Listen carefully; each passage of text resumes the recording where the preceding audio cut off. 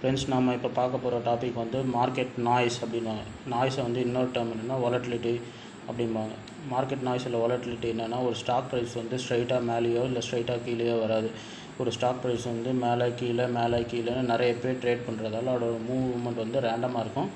அது இல்லாமல் பெரிய பெரிய இன்ஸ்டியூஷனல் பிளேயர்ஸ் என்ன பண்ணுவாங்கன்னா, ஆர்டிஃபிஷியலாகவும் ப்ரைஸை மூவ் பண்ணி நம்மளை ரீட்டைல் ட்ரேடர்ஸை கன்ஃபியூஸ் பண்ணுவாங்க.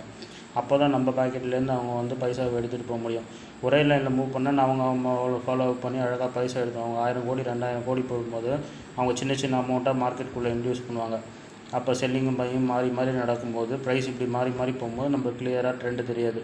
பட் ஆனால் பெரிய லெவலில் ஃபண்ட் வச்சுருக்கவங்களுக்கு வந்து மார்க்கெட் எந்த டைரெக்ஷனில் மூவ் பண்ணி கொண்டு போகிறோன்றது அவங்களுக்கு தெரியும். ஆனால் நம்ம கன்ஃபியூஸ் பண்ணி நம்ம பாக்கெட்லேருந்து பைசா கொண்டு போகிறதுக்காக அவங்க க்ரியேட் பண்ணுறது தான் நாய்ஸ். அதான் நீங்களும் நானும் பேசுகிறோன்னா ஒரு 10 பேர் பக்கத்தில் கத்திட்டு இருந்தால் காதில் கேட்காது இல்லைங்க, அதுதான் நாய்ஸ். அதுதான் மார்க்கெட்லேயும் அதே மாதிரி தான். நன்றி.